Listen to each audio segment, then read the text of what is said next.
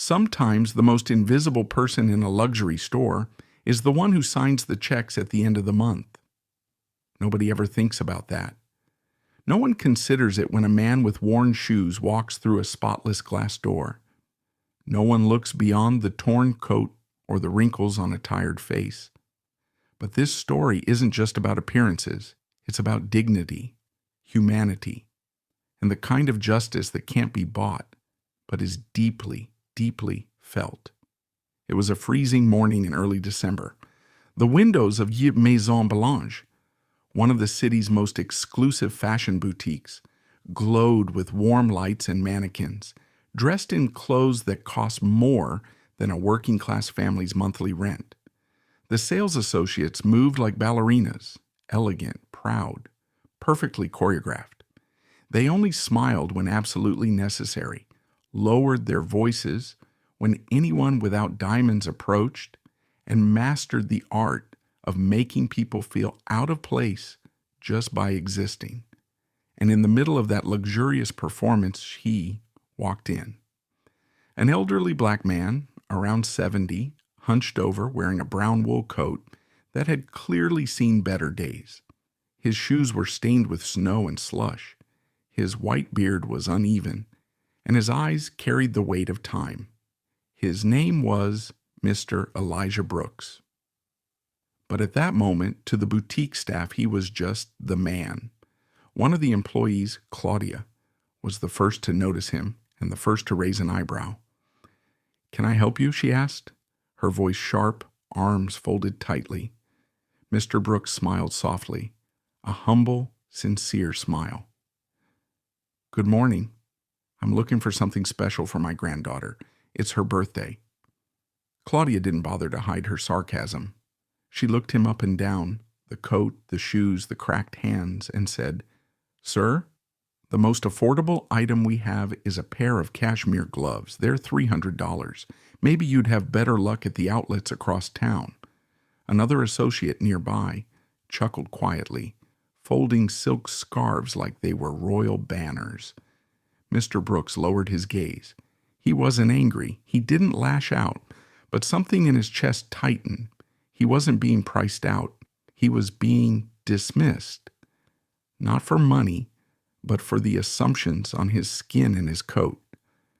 "I understand. Thank you anyway," he said softly, with quiet dignity. Before walking out, he paused in front of a burgundy dress on display. Simple, elegant, timeless. It reminded him of his granddaughter. Strong, graceful, about to graduate from college with honors. He smiled, already picturing her in it. And then Claudia stepped in again, voice curt. "Sir, please don't touch the glass. You're leaving smudges." Mr. Brooks nodded gently, turned around, and walked out. The boutique door closed behind him with a cold metallic click, like a verdict. But what no one in that store knew was that later that night, as the employees locked up and turned off the lights, someone across the street was watching from a sleek black car. A young man in a tailored coat holding a clipboard, eyes sharp, Mr. Brooks' personal assistant. And that boutique? Elijah Brooks owned it. But he wasn't a flashy man. He didn't crave recognition. He came from hard work, years of it. Once a warehouse loader in his teens, he slept on borrowed couches, sold secondhand watches, and saved every dollar he could. Decades later, he built a quiet real estate empire, investing in buildings, businesses, and properties, including Maison Blanche. Once a month, he visited one of his stores disguised as a regular customer, not to inspect numbers, but to see how people were treated when nobody thought they were important. And this time, he had seen enough. He didn't raise his voice. He didn't call lawyers. He didn't fire anyone yet. He just observed, took mental notes, and waited. Because Mr. Brooks didn't believe in revenge. He believed in something stronger, teaching a lesson worth remembering. The next morning, the boutique buzzed with the same energy. Crystal chandeliers reflected on polished floors. Soft jazz played in the background. Claudia and the other sales associates clicked around in their heels, sipping oat milk lattes and adjusting displays as if they were curating a museum. None of them mentioned the old man from the day before. In fact, he had already vanished from their memory. But something was different today. Around 10:45 a.m., the manager, Julian, got a call from corporate. A representative from the ownership board was coming for an unplanned visit. A meeting. No explanation, no agenda, just urgency. Claudia raised an eyebrow. What's the big deal? We're one of the best performing stores in the city. Julian didn't know, but the tone on the phone wasn't casual. It felt serious. At 11:15 a.m. sharp, the front door opened, not to a celebrity or fashion blogger, but to a sharply dressed young black man in a fitted navy suit. His walk was purposeful, clipboard in hand. Behind him, slowly and with grace, came Mr. Elijah Brooks. But this time, he wasn't wearing a torn coat. He wore a tailored overcoat, Italian leather gloves, and walked with the quiet strength of a man who had faced storms most people couldn't imagine. His beard was trimmed. His shoes shined like mirrors. His presence filled the room. Claudia froze. Her eyes widened. It was him. The man she had humiliated. The man she had looked at like trash. Only now, he didn't look like anyone she could dismiss. Julian rushed forward to greet them, visibly confused. "Good morning, gentlemen. May I ask, what brings you here today?" The young assistant handed him a document. "This store is undergoing an immediate internal review," he said, "per the request of the primary stakeholder and silent partner." Julian blinked. I don't understand. Who is—" Mr. Brooks stepped forward, looking directly at Claudia, not with anger, not with spite, but with something far heavier, disappointment. "My name is Elijah Brooks," he said calmly. "I own this boutique, along with 27 others across the country." Dead silence. You could hear the air conditioner hum. Claudia's jaw dropped. Her hands shook slightly. Her confident posture melted away as if someone had pulled the bones out of her body. Julian stumbled over his words. "Mr. Brooks, I wasn't aware. No one told us." "That was the point," Elijah replied softly. "I've never needed anyone to know who I am. I've always believed that people should be treated with respect, no matter what they wear, no matter how they look." He turned back to Claudia. "And yesterday, you had a chance to do that." Claudia's face turned pale. She looked at the floor, unable to speak. "I don't share this story to shame anyone," Mr. Brooks continued, "but because this boutique stands for something greater than profits. It stands for elegance, yes, but also for inclusion, dignity, integrity." He walked past them slowly toward the burgundy dress, the one he had admired the day before, the same dress Claudia had blocked him from getting close to. He picked it up gently, then turned back. "This dress is for my granddaughter," he said. "She graduates next week. She's the first in our family to finish college, and I promised her something beautiful." Julian swallowed hard. "Mr. Brooks, please allow me to personally—" "No, I'll pay for it. Full price," Elijah said, placing his credit card gently on the counter. A heavy silence filled the store. No one dared speak. No one dared move. And then something truly unexpected happened. Claudia stepped forward, her voice broken. "Mr. Brooks, I am so sorry. I judged you. I was cruel. I was wrong." He looked at her, not with bitterness, not with vengeance, but with something that takes real strength. Compassion.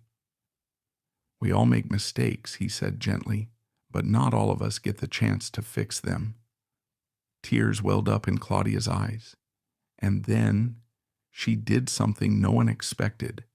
She took a deep breath, walked around the counter, and dropped to one knee. In front of the man she had treated like garbage, she knelt. "I hope someday I can earn your forgiveness," she said, her voice trembling. Elijah stood still for a moment, then slowly extended his hand to help her up. He smiled, not out of triumph, but out of something deeper: hope. The next morning, the entire staff of the boutique arrived early, earlier than ever. There was a weight in the air, not fear, but reflection. Claudia didn't sleep the night before. She kept replaying every word, every moment. The silence in the store when Elijah Brooks revealed his identity, the calm in his voice, and the way he helped her stand, instead of watching her stay on her knees. It wasn't just about her job anymore. It was about the kind of person she wanted to be. Julian, the manager, gathered everyone near the front. He looked less polished than usual. No tie, sleeves rolled up. For once, he looked human. "I want to say something," he began, eyes moving from face to face. "Yesterday, something happened that should change us all." Everyone was quiet. Claudia's eyes were still red from crying. "We talk about luxury," Julian continued. "We talk about excellence, about image, about customer experience. But we forgot what that really means." He paused. "It means treating everyone with human dignity, whether they're wearing Gucci or nothing at all." The room stayed still. You could almost feel the sound of hearts beating. Mr. Brooks didn't just show up to test us. He showed us the cracks in our own values. That day, a new policy was introduced. Not just a rule, but a philosophy. Every guest deserves respect always. It was printed, framed, and placed near the entrance, signed by Elijah Brooks himself. Word spread quickly.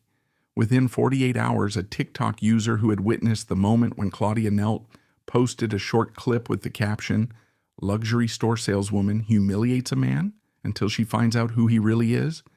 It exploded online. Within days, major outlets picked it up. "Modern-day Karma in Beverly Hills boutique," read one headline. "He bought the store she kicked him out of, then forgave her," said another.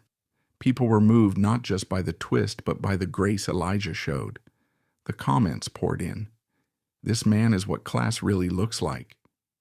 She didn't deserve his forgiveness, but that's what makes it powerful.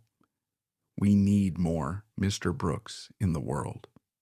But something else happened too.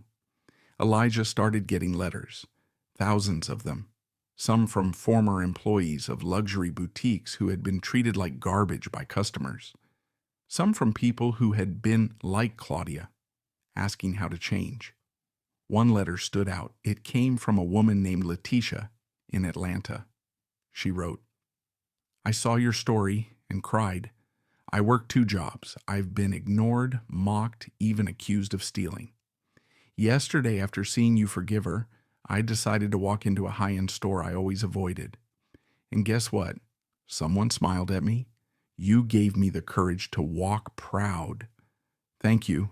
Elijah read that letter 3 times. Then he made a decision. He wasn't done. He scheduled a board meeting with the ownership group of the boutiques. There were 9 people in the room, investors, partners, lawyers, all well-dressed, all skeptical. "Elijah," one of them said, "the story was nice, heartwarming. But what are you proposing now?" He stood calmly. "I want to use a portion of my equity to create a training program, a full curriculum on dignity, empathy, and the human experience. Not just how to sell clothes, but how to treat people." There was silence. An older partner scoffed. "You want to make salespeople into philosophers?" Elijah smiled. "Number, I want to make sure the next time a woman like Letitia walks into one of our stores, she feels seen. Not as a walking wallet, but as a person." Another partner leaned forward. "You really think it'll make a difference?" Elijah pulled out Letitia's letter, placed it gently in front of them. "I already know it has." That training program, it launched within 3 months. It became a model across dozens of stores nationwide. Meanwhile, Claudia continued to work at the boutique. But something in her had shifted. She didn't just greet people with a smile now. She looked them in the eyes. She offered help without judgment. One day, an elderly woman walked in, clearly unsure of herself, wearing a hand-knitted sweater. The other associates hovered awkwardly. But Claudia approached with warmth, patience, and a chair. "I brought you some water," she said softly, "and take your time. You're not in a rush here." The woman smiled with her whole face. It was then that Claudia realized something. Kindness doesn't cost anything, but its value is infinite. And just like that, Elijah Brooks had changed more than a store. He had started a quiet revolution with one small, powerful act of grace. 3 months later, the boutique had changed, visibly, palpably, spiritually. People still came for the designer brands, the polished interiors, and the celebrity mystique, but now they stayed for something else, a feeling they hadn't expected to find in a luxury boutique: warmth, dignity, human connection. The new training program, spearheaded by Elijah Brooks, had rolled out across 6 states. It wasn't just about customer service, it was about perspective. Associates were asked to do exercises like shopping in thrift stores without money, interviewing immigrants about their experiences, and even role-playing as clients from different socioeconomic backgrounds. The idea wasn't to pity anyone, it was to understand. And something beautiful started to happen. Sales didn't drop. In fact, they went up drastically. Clients began to write reviews that used words like respectful, attentive, and genuine, terms rarely seen in luxury circles. Even celebrities began to notice the change. One tweet from an A-list actress went viral. "Shout out to the staff at Brooks Boutique. Never felt more human while buying a $10,000 dress." The boutique world was taking notes, and in the heart of it all was Claudia. She no longer walked through the store trying to prove she belonged. She knew. She belonged not because of her clothes or her confidence, but because she had become someone she could respect. One afternoon, while restocking handbags, she noticed a young woman enter. She was thin, nervous, holding her purse close to her chest. Her shoes were worn. Her hair was neatly braided, but her expression was anxious, like she expected to be kicked out any moment. Claudia recognized the feeling instantly. She had once been that girl. She walked over. "Hi," she said gently. "You're welcome here. Take a look around." The young woman's shoulders dropped a little. I just wanted to see something up close," she stammered. "I can't buy anything. I hope that's okay."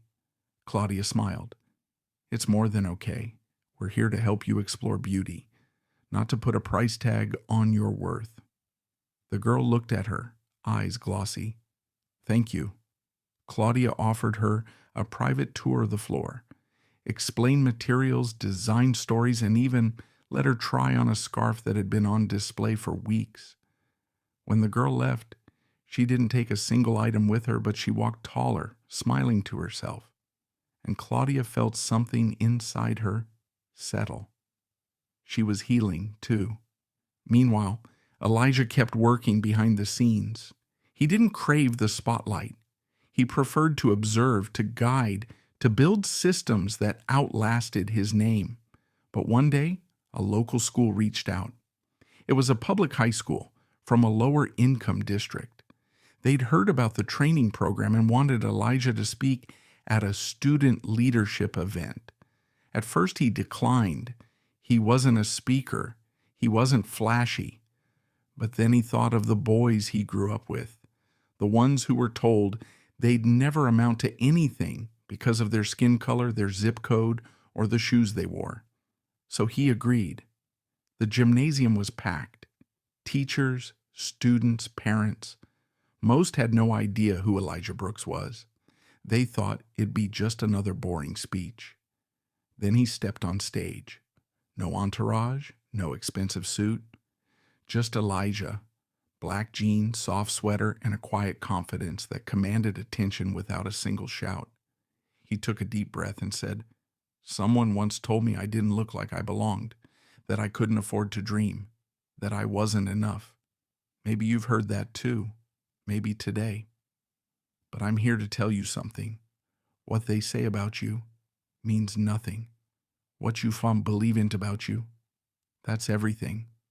The room went silent. You don't have to scream to matter. You don't have to wear gold to be valuable. Your story is powerful because it's yours. Never let anyone make you feel like a price tag defines you.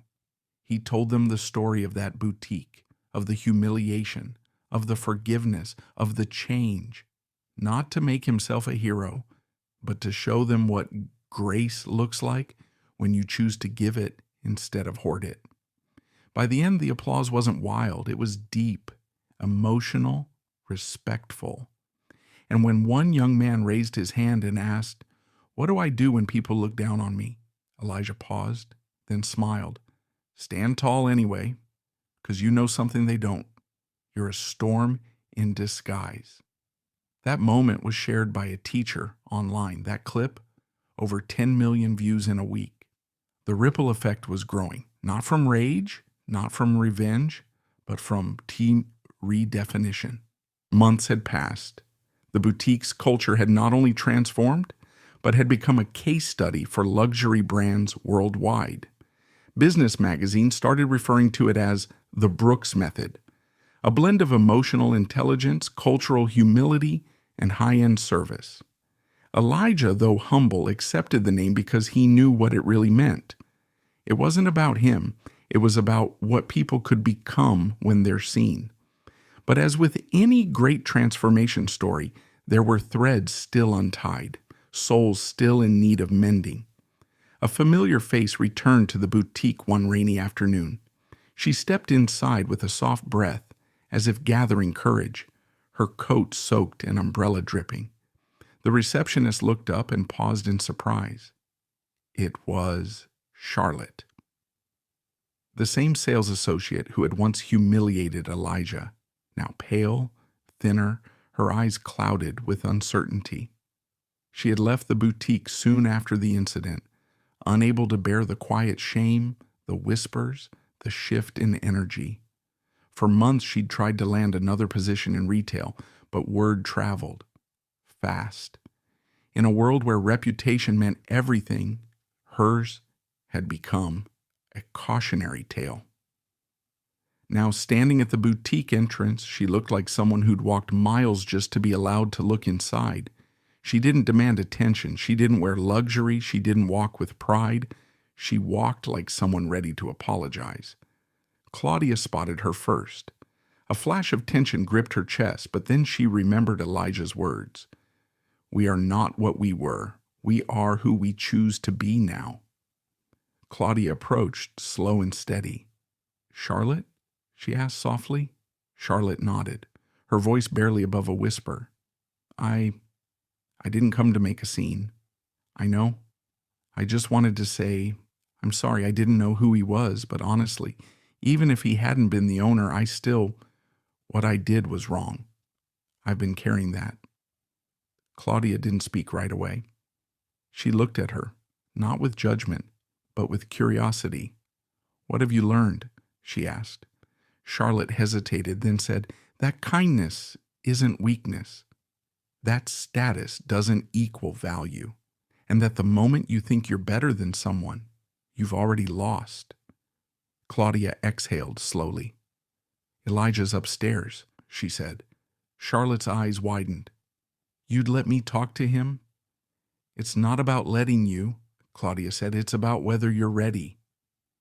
Upstairs, Elijah was reviewing architectural plans for a boutique expansion in Chicago when Claudia knocked softly and walked in with Charlotte behind her. He looked up, calm as ever, and met Charlotte's eyes. It was the first time they had seen each other since that day. Charlotte opened her mouth, then closed it. She looked like she might run. But Elijah stood, walked around the desk, and gestured gently toward a chair. "Sit," he said. She obeyed. For a few moments, silence filled the room. Then Elijah broke it, not with condemnation, but with curiosity. "What do you think this is about?" Charlotte blinked. "Me asking for forgiveness? No, Elijah said, it's about you forgiving yourself. She broke, quietly without drama. Her shoulders trembled as she looked down at her hands, ashamed. I thought if I pretended it didn't happen, it would go away, she whispered, but it followed me, every interview, every mirror, every night. Elijah nodded slowly. Shame can do that, but only if we let it. He poured her a cup of tea from the small set on his shelf and handed it to her. You're not the same person you were then. But the question is, are you ready to prove that? Charlotte looked up. What do you mean? I have a position, he said, in our training team. It's hard work, requires compassion, vulnerability. It's not glamorous, but it's important. Charlotte stared at him. You would trust me with that? Elijah smiled. It's not about trust. It's about opportunity. What you do with it will tell the story. Tears welled in her eyes, and for the first time in years she didn't feel like running. She felt grounded. She nodded. I'll earn it. I believe you will, Elijah replied. And just like that, the cycle wasn't just broken. It was reimagined, not by punishment, not by shame, but by grace with boundaries, accountability with compassion, justice that transforms, not destroys. The boutique didn't just teach fashion anymore. It taught redemption. And every time someone walked through the doors, rich or poor, confident or afraid, they felt something different. They felt seen. Years passed. The boutique, once a playground for ego and excess, had transformed into something far more meaningful, a sanctuary of elegance with soul. People didn't just shop there. They grew there. Something about the energy, the intentionality, the quiet dignity of every interaction. It made customers pause, reflect, sometimes even cry. And at the heart of that shift was Elijah Brooks. His story had gone viral long ago. A humble, soft-spoken black man, once mistaken for a nobody in his own store, had changed the face of luxury retail forever, not through scandal or revenge, but through radical dignity. His philosophy became a TED Talk, then a book, then a movement. He was interviewed by Oprah, quoted by leaders, celebrated in business schools. But he never stopped showing up at the boutique on Tuesday mornings to water the plants and greet staff with his quiet smile. He never stopped being that man who helped a customer carry their shopping bags all the way to their car just because it was raining. And perhaps that's what made people love him more than anything. He never changed, but he changed everything. On a calm Sunday afternoon, the boutique hosted its anniversary gala. Not the kind with red carpets and overpriced champagne. This one was different. It was held in the boutique's garden courtyard, now adorned with hanging lanterns, soft jazz playing in the background, and long wooden tables where staff and customers shared food, real food, not appetizers with names no one could pronounce. Elijah stood by the fountain, dressed simply but elegantly. He wore no designer logo, only a navy blue blazer, crisp white shirt, and a lapel pin that said, "Sea People." A young girl, about 8 years old, ran up to him and hugged his leg. Her mother, a single parent and now one of the boutique's designers, smiled from a distance. She had once come in applying for a janitorial job. Now she created entire seasonal lines. Charlotte, now part of the boutique's empathy training team, was laughing softly at a table with Claudia and other former colleagues. Her eyes no longer held that weight of shame. They sparkled with purpose. Near the end of the evening, Elijah tapped a spoon on his glass. Everyone fell silent. He stepped forward, looking over the crowd. I wasn't always seen, he began, and I wasn't always ready to see others. But this place taught me something. That power isn't what you have. It's what you do when no one's looking. He paused. You can build an empire, or you can build people. One will outlast the other. A murmur of agreement passed through the crowd. And if you've ever felt small, if someone ever made you feel less than, you're not alone. But you're not broken. You're not invisible. You're not less. He pointed gently to the boutique behind him. This place, this story, isn't just mine. It's yours. It's what happens when we give people not a second chance, but a true one. Applause rose. And not the kind people give because they're supposed to, the kind that comes from the soul. Later that night, when most guests had left, Elijah sat alone on the boutique's back steps, sipping warm tea. Claudia joined him. "Think they got the message?" she asked. Elijah smiled. "I think they always had it. They just needed to remember." She chuckled, then looked up at the stars. "Funny. All this started because of one moment, one person looking down on another." Elijah nodded. "And that moment became a mirror for all of us."